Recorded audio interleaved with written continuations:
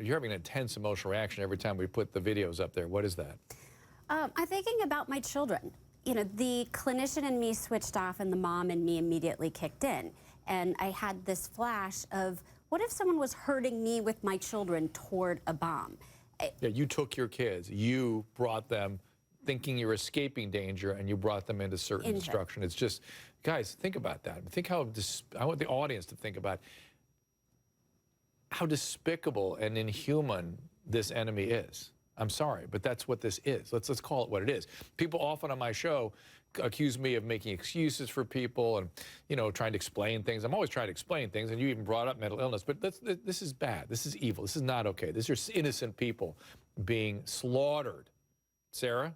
No, I agree with you, and I pretty much defend everything and anyone. There's no defense for this. This is, and I think while they might have some mental illness, it's ultimately the ultimate act of hatred. It's evil, and I just don't know what we can do. Well, we got the experts here. I mean, Steve, the other thing is these guys seem, Evie brought up the issue of these lone wolves and individuals operating on their own under the sort of the ideology of ISIS. But look, these guys look professional. Yeah, they're trained. Let's not kid ourselves. No, and Evie's right. We're dealing with a lot of lone wolves. But in the Belgian situation, I'm not sure that these are lone wolves this time. I believe that Belgium is having this huge problem of people going over to Syria, getting into battle for a while, which gets them really good at small unit tactics and making bombs. Then they come back. And in those kind of situations, they may not be lone wolves. They may be direct attackers. And not to mention, I mean, I don't want to get into the politics of this, but there are lots of people. I mean, the French army that conquered Europe was only 100,000 strong, right? Right. And we have hundreds of thousands of people coming out of this situation and pouring over Europe. Evie, you want to comment on that?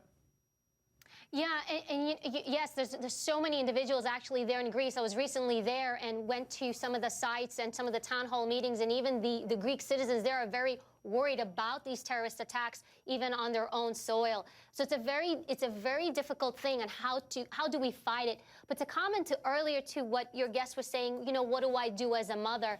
We need to kind of change a little bit our thinking. When you go to places, look for exits, look for what would I do if this happened. I know it's not the way we want to think, but seeing as how our world is transitioning, have that mindset. And you know what? Don't always follow the herd. I always say it. Don't follow the herd mentality. Just because the herd is going one direction does not mean it is the right direction. Well, but Evie, if you have a bomb that goes off to my right, I'm not going right. I'm probably going left. I mean, how do you decide where to go? Or you can go forward or you can go back. So those are the things you need to think about. Just have surveillance of your area. Be aware of your surroundings, whether you go to a restaurant, a mall, an airport. Always know what's going on. Think of the airplane. What does the stewardess say to you? Your exits may be behind you. Why do they say that to people? Because people forget, and everybody wants to go out the main exit or the same way they came in. So all I'm saying, Dr. Drew, is let's adjust our mentality so that we can protect ourselves. And Steve, it's get low, right? Isn't that get low, well, get out? After the explosion, yes. Right, I know that, but get low, get out. Low is where the most explosion force is going to be. Oh, That's really? why you see legs being lost. Oh my God! And then you lose your fine motor coordination in the setting of something intense like that. So you can't really even operate a cell phone, right? No.